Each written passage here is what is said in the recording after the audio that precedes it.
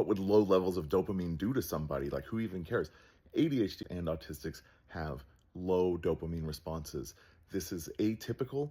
It changes all sorts of things in their psychological makeup. Let's talk about a few of them here so that you can better understand where this is all coming from, why it's so important.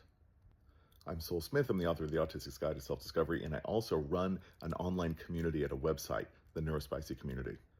Number one, dopamine makes connections in your brain easier that have to do with motivation.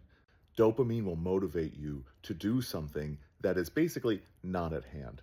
Anytime there's something that's not in this room, that's not within arm's reach of yourself, you need either dopamine or some sort of stress hormone like cortisol in order to make you really feel driven to do it. Number two, and maybe obviously, dopamine has a lot to do with your attention. It has to do with your focus. Dopamine lets you focus on a task with a sort of certainty.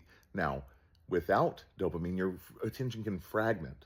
It can be driven from one thing to another. Number three, without a proper dopamine response, you could find yourself getting into some really low moods.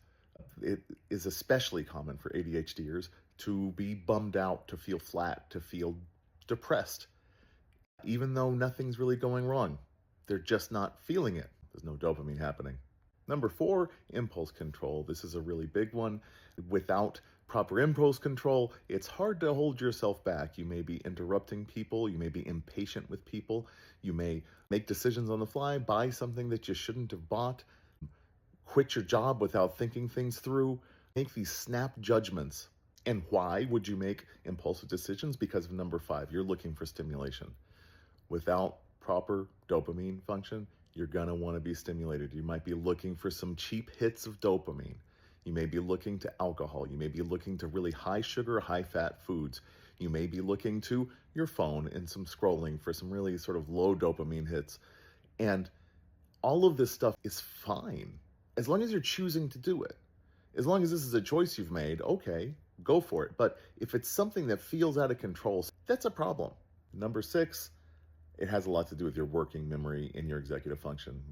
It really has to do with your capacity. The more dopamine you have flowing, the more capacity you have for things, the more bandwidth you have for things. And that affects everything in your life.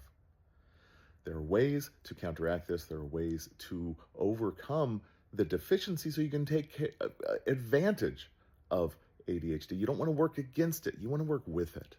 You don't need to fight it. You want to get into the flow with it.